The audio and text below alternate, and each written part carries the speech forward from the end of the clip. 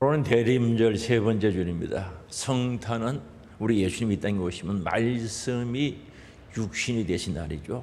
즉 예수님께서 이 땅에 말씀으로 오셨다는 거죠. 복음으로 오셨다는 뜻입니다. 복음을 들고 말씀을 가지고 예수님께서 이 땅에 오셨다는 겁니다. 요한복음 1장 1절에 보면은 태초에 말씀이 계시니라, 이 말씀이 하나님과 함께 계셨으니 이 말씀은 곧 하나님이시라는 거죠. 태초에 계신 말씀이 하나님이시다는 거죠. 그리고 2절에 그가 태초에 하나님과 함께 계셨고 창세 이전에 함께 계셨고, 3절은 만물이 그로 말미암아 지은 바 되었으니 바로 창조주가 되신다는 거죠. 바로 그분은 이제요, 바로 14절에 말씀이 그분이 육신이 되어 육신의 몸을 입고 우리 가운데 거하심에, 여기 거한다는 것은 같이 산다는 뜻이죠. 이 땅에 산다는 뜻도 되고 우리 안에 오신다는 뜻도 됩니다. 우리 안에 거하심에 우리가 그의 영광을 보니 아버지 독생자의 영광이요 은혜와 진리가 충만하더라. 바로 예수 그리스도를 통해서 하나님의 큰 영광을 보게 된다는 거죠. 말씀이 육신이 되었다는, 말씀으로 오신 예수님에 대해서 소개하고 있습니다. 하나님께서는 말씀으로 온 우주 만물을 창조하셨고, 예수님은 하나님의 말씀이 육신이 되어서 이 세상에 성육신 하신 분이죠. 육의 몸을 입고 오신 분이란 거죠. 그러므로 예수님 자체가 하나님 말씀이다. 또 다른 말로는 앞에서 말씀드린 대로 복음이란 거죠. 그래서 예수님의 말씀은 살아있는 생명의 말씀임으로 말미암아 그 말씀을 듣고 믿을 때 구원의 역사가 일어나고 기적의 역사가 일어나는 줄 믿을 수 있길 바랍니다. 그럼 말씀으로 오신 예수님은 어떻게 무엇하러 오셨는가? 여러 가지 하신 일들이 많습니다만은 율법을 완전케 하려 오셨다, 완성시키러 오셨다는 거죠. 율법이라는 말은 히브리어로는 토라라고 이야기하는데 바로 교훈, 인도 혹은 명령, 법, 규범이라고 이야기하는 거죠. 하나님의 말씀을 가르치죠. 바로 토라, 율법, 하나님께서 주신 말씀이라는 뜻이죠. 그래서 율법을 모세오경이라고 합니다. 모세오경은 창세기, 출애굽기, 레위기, 민수기, 신명기를 가리키는 말씀들이죠. 그래서 이 율법은 하나님께서 천사를 통해서 이스라엘 백성들께 또는 모세에게 주신 하나님의 말씀입니다. 그런데 이 여호와 하나님께서 이스라엘 민족 간에, 하나님과 이스라엘 민족 간에 이루어진 언약의 관계죠. 바로 약속을 하셨고 그 약속은 바로 순종할 때 관계가 지속되어진다는 거죠. 우리는 신앙생활하면서 하나님과의 관계가 굉장히 중요한데, 하나님과의 관계 속에 살아가는 우리들은 나 마음대로 관계를 가지는 것이 아니라 말씀대로 관계를 가지고 살아갈 때 우리에게 유익한 줄 아시기 바랍니다. 그래서 율법이라는 것은 하나님께서 주신 말씀은 이스라엘 백성들과 좋은 관계를 맺기 위해서 약속으로 주신 말씀들입니다. 그래서 율법이 아주 중요하죠. 율법이 하는 일들이 많은데 그중에도 우리는 창조주가 되신 하나님에 대해서 아는 것, 율법을 통해서 아는 겁니다. 우리가 하나님의 형상과 모양대로 지음받았다. 하나님께서 흙으로 사람을 만드시고 그 속에 생기를 불어넣어서 사람이 되게 했다는 이 사실도 율법을 통해서 우리가 알 수가 있는 거죠. 그런데 바리새인들은 이 율법을 열심히 읽고 연구하는 사람들이었습니다. 요한복음 5장 39절에 보면 너희가 성경에서 영생을 얻는 줄 생각하고 성경을 연구하거니와 이 성경이 곧 내게 대하여 정하는 것이니라 말씀합니다. 이 말씀은 바로 바리새인들 또 유대인들이죠. 이스라엘 백성들이 성경을 열심히 읽고 배웠다는 거죠. 연구했다는 거죠. 왜? 영생을 얻는 줄 알고 했다는 거죠. 그럼 여기서 성경은 신약 성경은 아니죠. 이때 당시에 신약 성경은 없을 때니까 바로 그 성경은 나에 대해서 증언한다, 가르쳐주고 있다는 거죠. 바로 예수님에 대해서 증언한다는 거죠. 다시 말하면 구약 성경은 예수님에 대해서 말씀하고 소개하고 가르쳐주는 책이라는 거죠. 그런데 40절에 보면 이렇게 말씀합니다. 그러나 너희가 영생을 얻기 위하여 내게 오기를 원하지 아니하노다. 구약 성경을 통해서 예수님을 알고 예수님이 어떤 분이고 예수님이 하시는 일을 정확하게 알면 영생 얻기 위해서 예수님께 와야 되는데 오지를 않는다는 거죠. 이게 문제지 않습니까? 열심히 성경을 가지고 구약 성경을 가지고 공부를 하고 연구도 하고 읽기도 하는데 영생 얻기 위해서는 내게 와야 되는데 너희들이 오기를 원하지 아니한다라고 말씀하고 있는 거죠. 그럼 왜 이스라엘 백성들은 영생 얻기를 원하면서 영생의 주인 된 생명의 주인 되신 예수님께 오지 않았을까요? 요한복음 5장 42절이죠. 다만 하나님을 사랑하는 것이 너희 속에 없다는 거죠. 그들은 말로는 하나님을 사랑합니다. 열심히 사랑한다고 이야기를 했는데 실제적으로는 마음에 하나님을 사랑하는 것이 없었던 거죠. 그러니 하나님이 보내신 말씀으로 오신 예수님께 올 일이 없죠.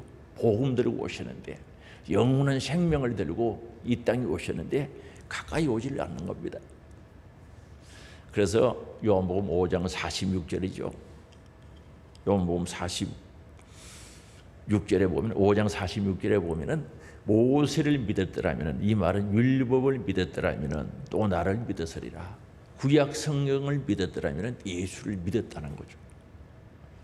이는 그가 내게 대하여 기록하였음이라.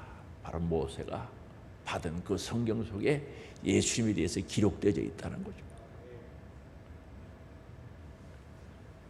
그래서 47절에 안타까운 말씀이죠. 진짜 같이 읽어볼까요?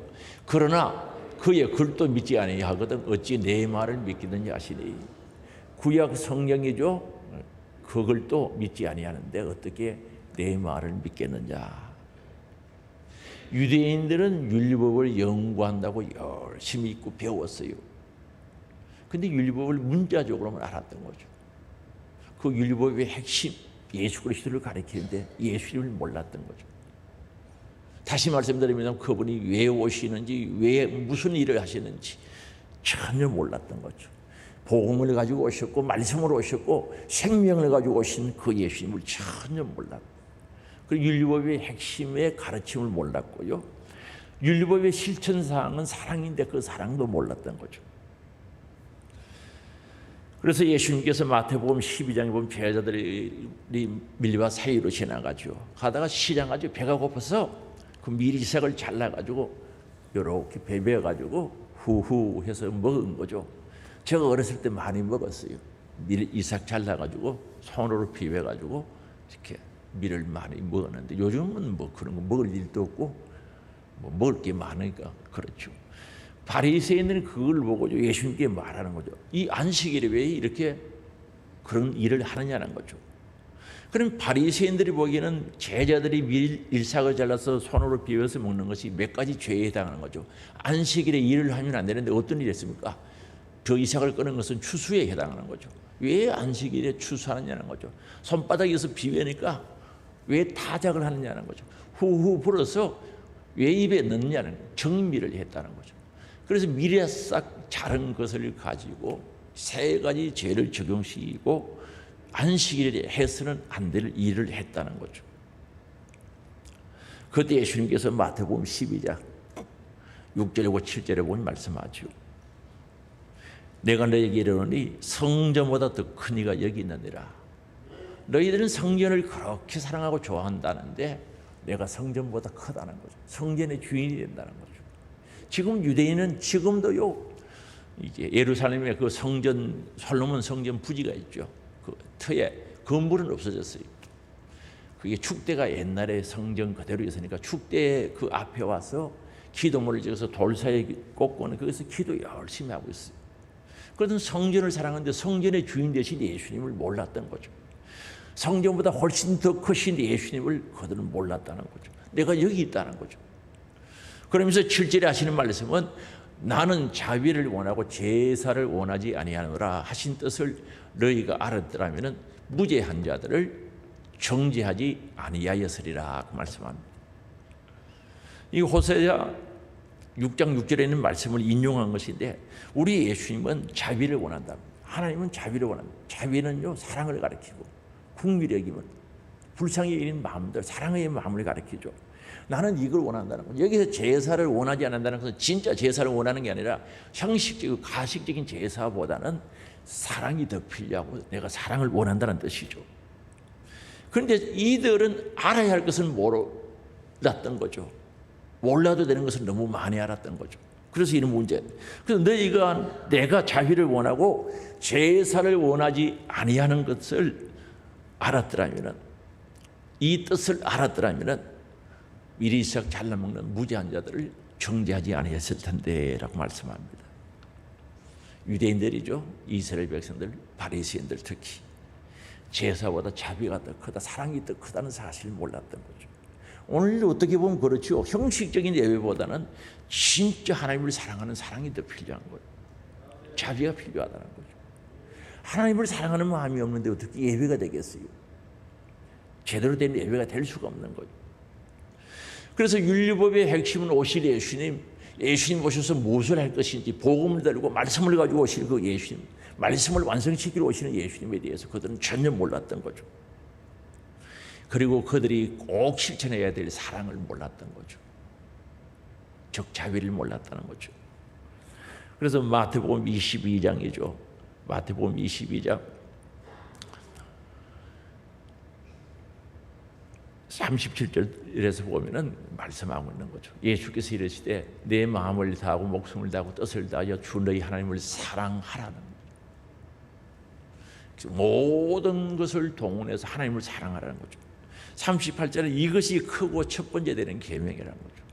하나님을 사랑하는 것이 몸, 마음, 정성 모든 성품을 다해서 하나님 사랑하는 것이 이게 첫 번째 계명, 구약 성경의 말씀 중에 첫째가 된다는 거죠. 그리고 둘째죠. 39절에 둘째도 그와 같으니 내 이웃을 내 자신과 같이 사랑하라 하셨으니 이웃을 너 몸같이 너 자신과 같이 사랑하라고 말씀하신 거죠. 그래서 40절에 이 두 계명이 온 율법과 선지자의 강령이다. 구약 성경 전체의 핵심은 하나님 사랑, 이웃 사랑이다라는 것을 일러준 거죠. 유대인들, 특히 바리새인들, 유대교 종교 지도자들이죠. 하나님 사랑, 이웃 사랑을 몰랐던 거죠. 정말 몰랐던 거죠. 그리고 예수님께서 안식일에 환자들, 병든 자를 고쳐주신 거죠. 그들은 그 행위를 보고 귀하게 보고 아름답게 봐야 되는데 유대교가 정한 규례를, 규범을 무시한다고 생각했던 거죠. 그래서 당시 유대교 종교 지도자들은 그리스도께서 모세의 율법을 파괴하는 자로 알고 있었던 거죠. 왜 그렇습니까? 율법의 정신을, 율법의 핵심을 몰랐어. 바로 율법은 예수님을 가르치고 구약 성경은 예수님을 가르치고 사랑을 실천해야 된다는 그 사실에 대해서 몰랐던 거죠. 그래서 우리 예수님은 율법을 깨뜨리는 분으로 알고 있었던 거죠. 파괴시키는 분으로 알고 있었던 거죠. 그래서 오늘 본문 10절에 본문 17절 말씀에 내가 율법이나 선지자를 폐하러 온 줄 아는가, 파괴시키러 온 줄 아는가, 온 줄로 생각하고 있지 않느냐. 생각하지 말라. 폐하러 온 것이 아니라 완전하게 하러 왔다는, 완성시키러 왔다는, 충만케 하기 위해서 왔다는 거죠. 이걸 몰랐던 거죠. 오늘 우리 예수님 이 땅에 왜 오셨습니까? 성탄 시즌에 우리는 알아야 되지 않겠습니까? 율법을 완성시키러 왔다는 거죠. 하나님의 말씀을 완성시키러 오셨다는 사실을 분명히 여기서 말씀하고 있는 거죠. 그러면 우리 예수님께서 이 땅에 오셔서 율법을 어떻게 완성시켰는가? 하나님의 말씀을 어떻게 충만하게 했는가? 율법에는 세 가지 법이 있거든요. 율법 속에는 세 가지 법이 있는데 하나는 의식법이라고 그래요. 종교법이죠. 제사 드리는 내용, 절기를 지키는 것, 할례를 행하는 것, 이 모든 것을 의식법, 종교법이라고 이야기하죠. 그리고 두 번째는 시민법이 있습니다. 시민법. 시민법은 민법이죠. 민법. 우리 의식 중 먹고 마시고 잠자는 그런 모든 문제, 채무에 관련 모든 것들이죠. 우리가 잘 알고 있는 성경 구절은 이는 이로, 눈은 눈으로, 눈은 눈으로, 이빨 하나를 상하게 하면 가서 하나만 상하게 하라는 거죠. 그 시민법이죠. 민법. 그리고 세 번째는 도덕법이 있는 겁니다.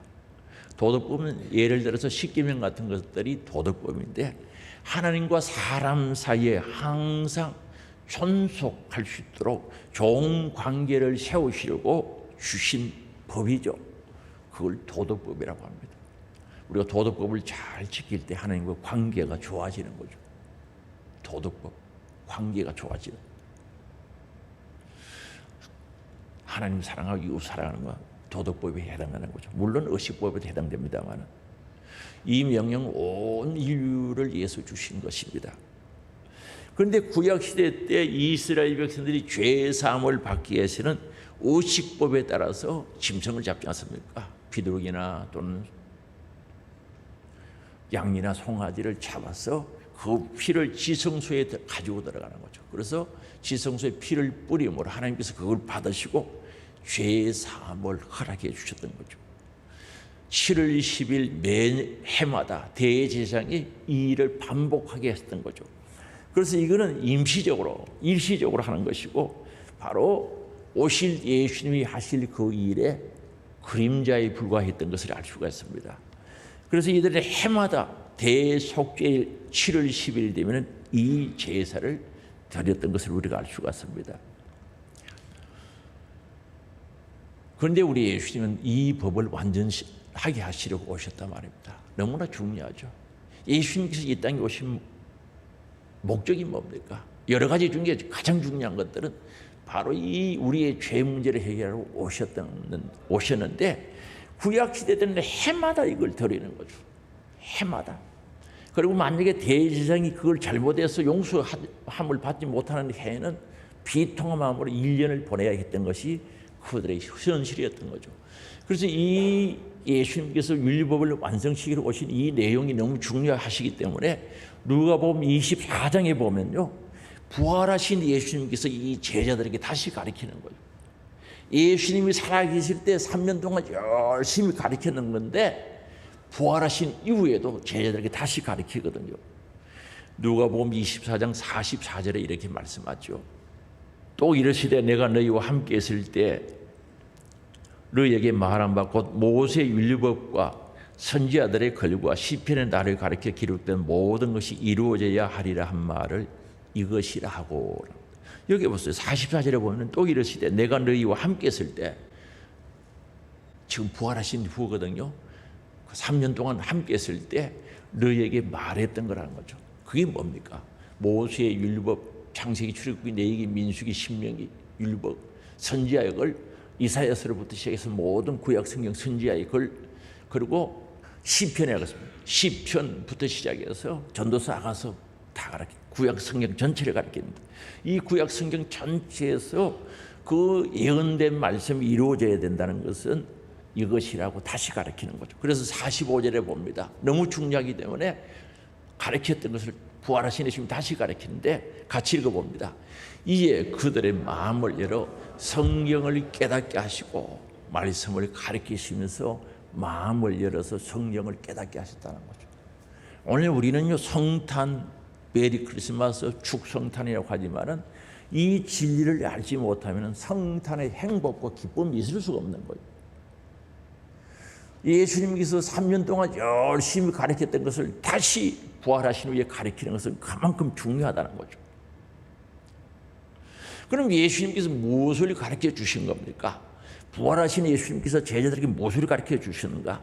딱 한마디로 말씀드리면 온 인류의 죄를 대속해 주시기 위해서, 죄값은 사망 지옥인데 그 죄값을 갚아주시기 위해서 고난당하시고 조롱 희롱당하시고 모욕당하시고 양손에 양발에 십자가 못 박혀 머리에 가시관 서시고 십자가에 대속의 죽음, 속량의 죽음을 죽어주셨다는 거죠.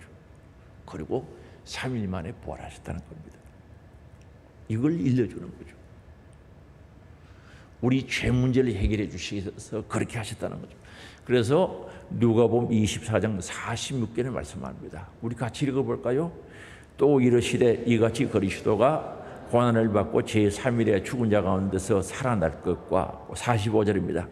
또 그의 이름으로 죄사함 받게 하는 회개가 예루살렘에서 시작하여 모든 족속에게 전파될 것이 기록되었으리라는 거죠. 한마디로 십자가의 길, 십자가의 은혜에 대해서 다시 가르쳐 주는 거죠.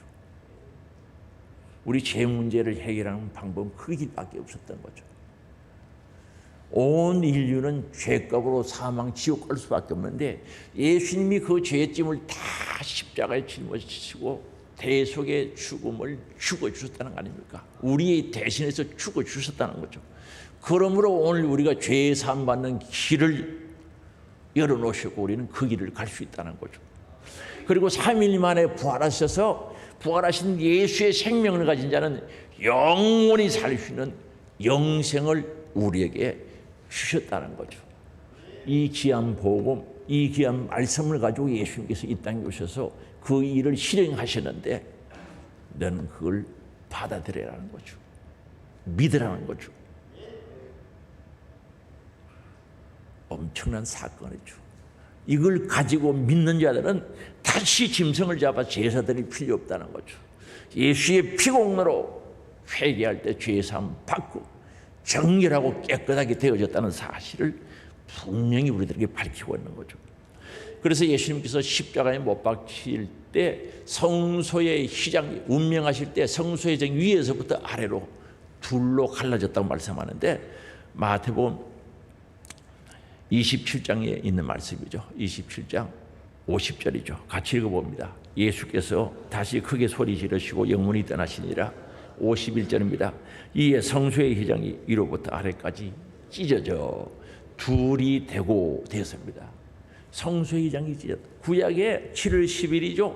대속계일의 대제사장이요. 제사 지내러 가면은 성소에서 지성소로 가려고 하면은 성소와 지성소 사이에 큰 휘장이 쳐있는 커튼, 아주 두꺼운 커튼이 쳐있는데 그걸 열고 지성소로 들어가서 제사를 지내게 되는데 그 휘장이 그 커튼이 찢어져서 위에서부터 아래로 찢어져서 둘로 갈라졌다는 거죠. 둘이 되었다는 거죠. 그게 뭘 가르칩니까?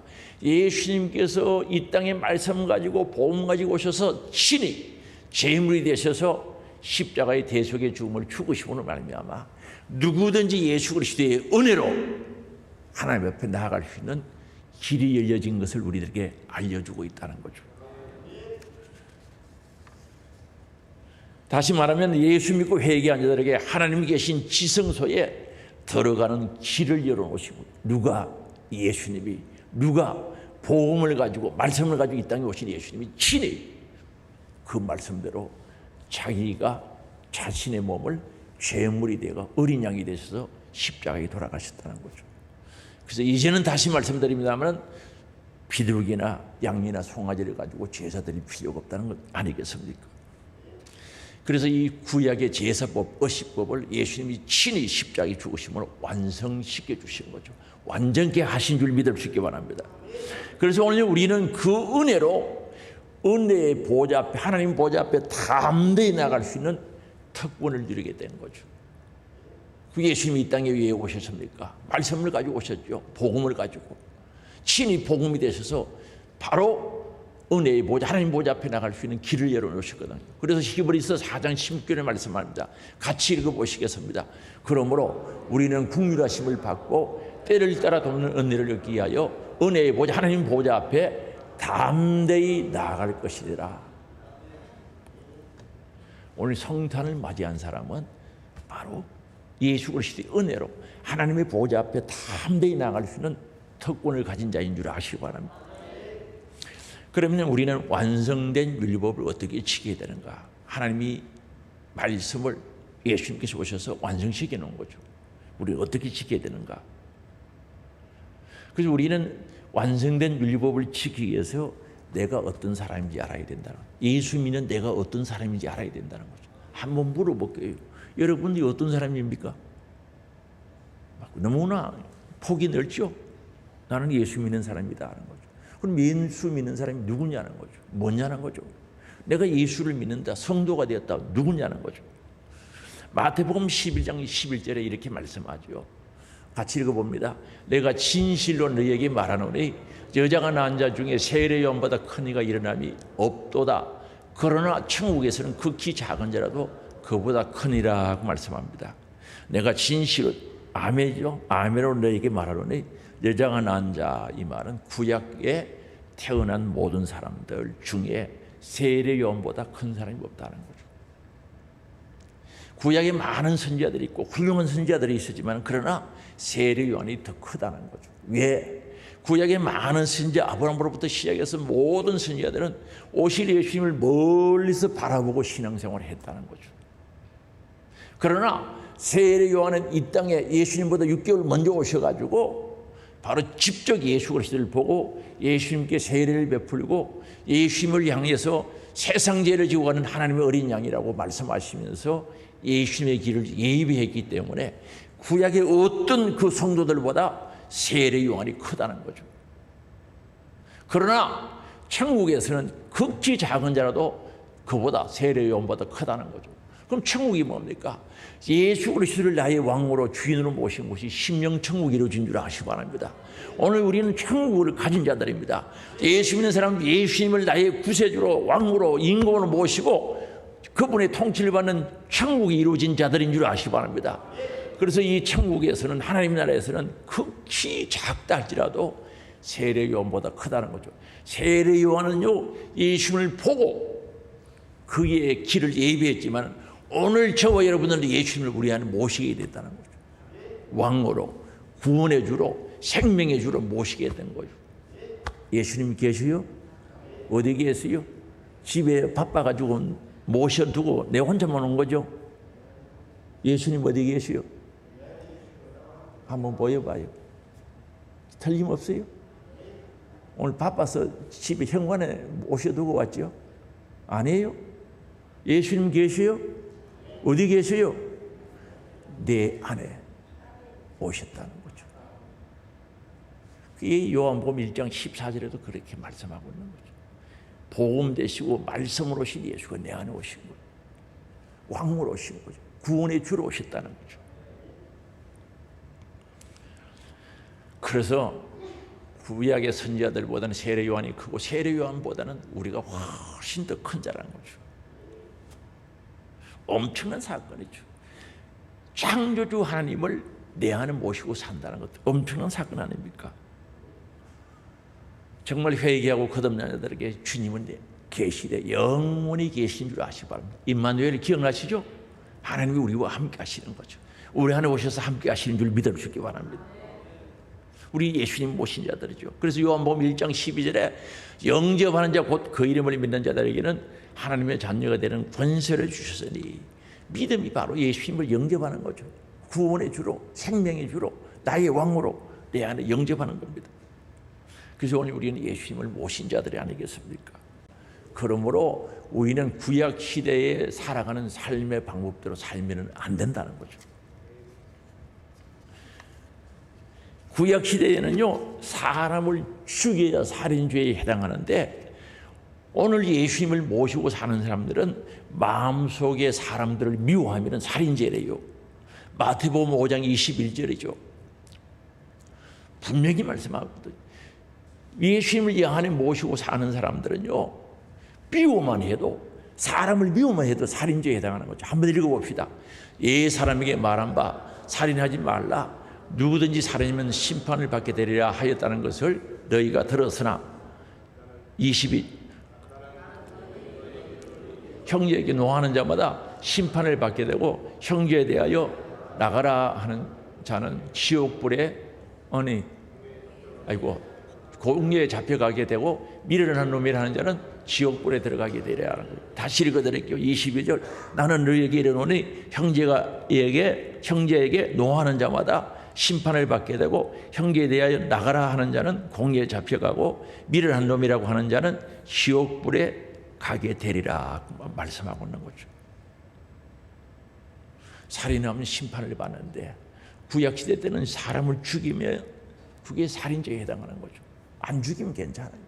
그러나 예수님을 우리 안에 모시고 살아가는 오늘날 우리 성도들은요 안에서부터 죄짓지 말라는 거죠. 형제에게 신경질 내고 화내는 사람들 심판받게 된대요. 나가라는 말은 욕이거든요. 이들이 욕인데 욕하는 자는 공회에 잡혀가고 미련한 놈이라고 하는 사람은 지옥불에 들어간대요.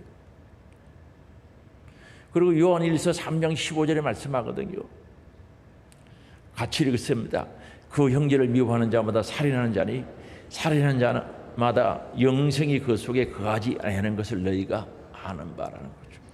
미워하면 영생이 없다는, 예수 생명이 없다는 뜻이죠. 오늘 우리 주님을 모신 자는 삶은요 달라야 되는 거예요. 그래서 우리 예수님께서 오심으로, 예수님 우리 안에 모심으로 말미암아 의식법, 시민법이죠. 민법, 도덕법도 완성시켜 놓은 거죠. 우리 마음에서부터 이제 죄짓지 말라는 거죠. 구약시대에는 간음하다가 현장에서 잡히면 간음죄죠. 물론 정인도 있어야 돼요. 그런데 마태복음 5장 28절은 그러지가 않습니다. 마태복음 5장 28절에 보면 우리 예수님께서 말씀하세요. 같이 읽어봅니다.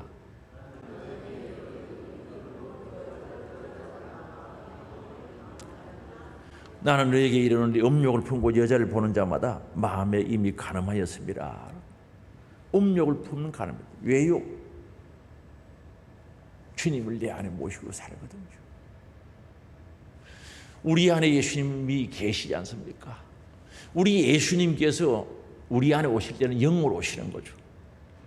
우리 예수님이 우리 안에 오실 때, 다시 말합니다, 영으로 오시는 거죠. 그래서 성경에 보면 그 예수님을 예수의 영, 주의 영, 그리스도의 영, 하나님의 영, 그 다음에 성령이라고 하죠. 우리 안에 오시는 거, 영으로 오셨다는 거죠. 그럼 우리 주님이 우리 안에 계셔요.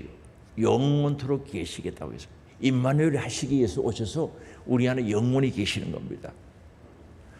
그래서 우리는 예수님을 나의 주인으로, 나의 구원의 주로 모시고 살아가는 자들이죠.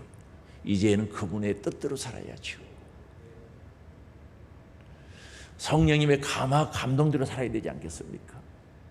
이제는 나는 죽어버리고 나 자아는 버리고 내 생각, 내 고집, 잘못된 지식들 싹 버리고 내 안에 모신 주님이 왕이 되고 주인이 돼서 그분의 뜻대로 살아야 돼요.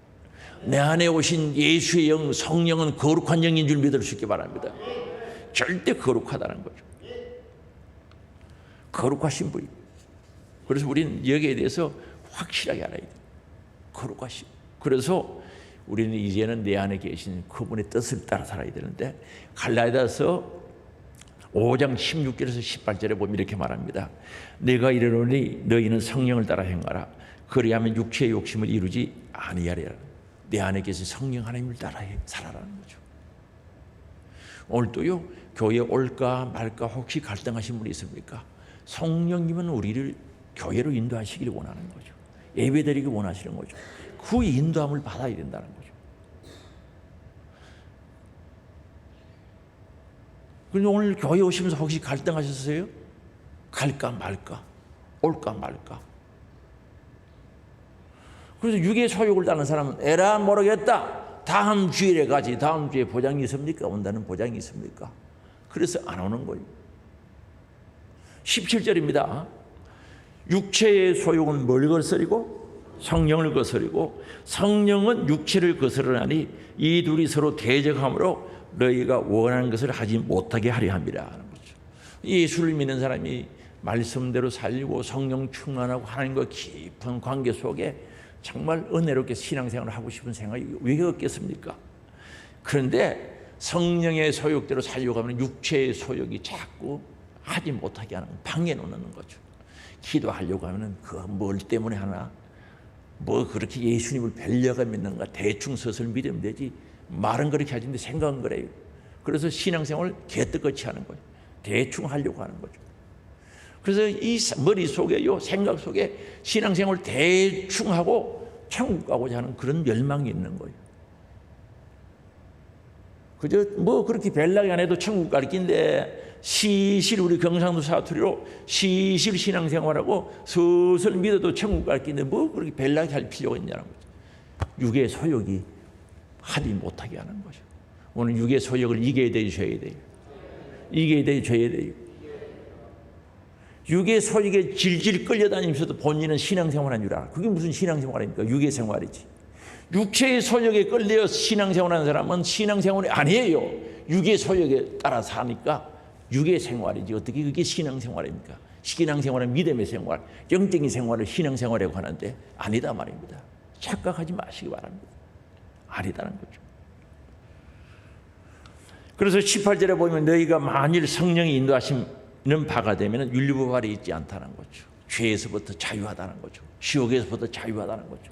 오늘 우리가 성령의 인도하심 따라 살면요, 율법 아래, 율법은 뭡니까? 죄 짓는 자는 사망이라 그랬어요. 죄 있는 자는 사망이라 그랬어요. 지옥 간다 그랬어요. 죄에서부터 사함받은 자유가 있고 지옥 갈 사람이 천국 갈 수 있는 은혜 속에 특권 속에 살아가는 행복이 있다는 거죠. 이게 성령의 인도하심을 받는 사람들의 삶이죠. 사랑하는 성도 여러분, 신앙생활이 행복합니까? 천국에 소망이 있습니까? 아멘. 집에 가서 하시려고요?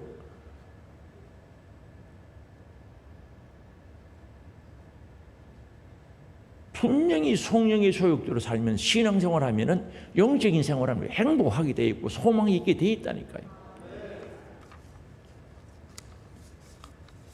또 부담스럽습니까? 아이고 부담되네. 나는 모르겠다 이 말입니까? 알아야지. 이 진리가 얼마나 중요했으면 예수님께서 3년 동안 가르치고 부활하신 이후에 다시 제자를 붙잡아 놓고 가르쳤습니까? 나 복음 가지고 왔어. 생명 가지고 왔어. 말씀으로 왔어. 가르쳐 주셨다는 거죠. 우리는 말씀으로 오신 예수님을 우리 심령에 나의 구주로 생명의 주로 모신 자들입니다. 이게 예수 믿는 사람이죠. 이제 마음에서부터 청결해야 되지 않겠습니까? 성령님은 거룩한 분이고 주의 영은 거룩하신 분인데 베드로전서 1장 16절에 말씀합니다. 기록되었을 때 내가 거룩하니 너희도 거룩할지어다 하셨느니라. 거룩하신 하나님을 모시고 사는 사람들은 거룩해야 되는 거죠. 거룩하다는 말은 두 가지 뜻이 있죠. 구별되었다는, 세상과 구별되고 죄와 구별된 삶을 살아가야 됩니다. 육과 구별된 삶을 살아야죠. 그리고 깨끗하다, 정결하다는 뜻이죠. 깨끗하게 정결하게 살아야 되지 않겠습니까? 성탄을 맞이한 자는 예수님을 나의 주, 나의 구세주로 모시고 주님의 심령으로, 주님의 마음으로 살아가는 자들이죠. 이게 성탄을 맞이한 자죠. 아무리 성탄절, 메리 크리스마스, 성탄절, 기쁜 성탄절, 어떤 성탄절을 불러도 진심으로 성탄을 맞이해서 예수가 나의 구세주, 구원의 주, 왕으로 내 안에 모시지 않는다면 아니다는 거죠. 오늘도 우리 예수님은요, 방을 차고 있는지도 몰라요. 초림의 예수님이죠. 베들레헴에 도착했을 때 여관 방을 찾아다니는 거죠. 문을 두드릴 때마다 방이 없습니다. 방 없습니다. 그래서 구유에 태어난 거죠. 짐승 먹이통이 있는 짐승이 있는 그 집에 태어났단 말입니다. 오늘도 찾고 있는 거죠. 예수님 모실 방이 있습니까? 마음을 똑똑 두드리고 있는 거예요. 여러분 안방 내어줄 자신 있어요? 요한계시록 3장 20절에 말씀하고 있습니다. 문 두드리고 있다는 거죠. 오늘도 우리 마음문을 두드리는 거예요. 예수님 모실 방이 있느냐고 묻고 있는 거예요. 정말 내 안에 모셔야 되는 거죠. 같이 읽어보시겠습니다. 볼지어다 내가 문 밖에 서서 두드리노니 누구든지 내 음성을 듣고 문을 열면 내가 그에게로 들어가 그와 더불어 먹고 그는 나와 더불어 먹으리라. 절대 우리 성령 하나님은요, 예수님은요, 인격적인 하나님이시기 때문에 강제로 들어오시지 않습니다. 자원에서 만물을 열기려고 하는 거죠. 똑똑 두드릴 때 만물을 열어야 된다는 거죠. 자원에서. 여러분 예수님 모실 방이 있습니까? 아니면 예수님을 모셨습니까? 성탄 시절에 정말 예수님 모신 자가 되어야 되고 또 그에 맞게 살아야 되겠고 아직도 예수님을 모시지 못한 분들은 마음 열어야 되는 거예요. 예수님 모실 방이 있어야 된다니까. 예수님 모실 방이 있어야 된다니까. 나를 찾아와 내 마음문을 두드리시는 주님의 음성을 듣기를 주의 이름으로 축복합니다. 내 안에 모신 주님을 높여드리고 왕으로 모시고 그분의 인도함 따라 살아가는 참된 성탄을 맞이한 자의 삶이 되시기를 주의 이름으로 축복합니다. 우리 다 같이 주여 한번 부르고 통성으로 기도합니다. 주여!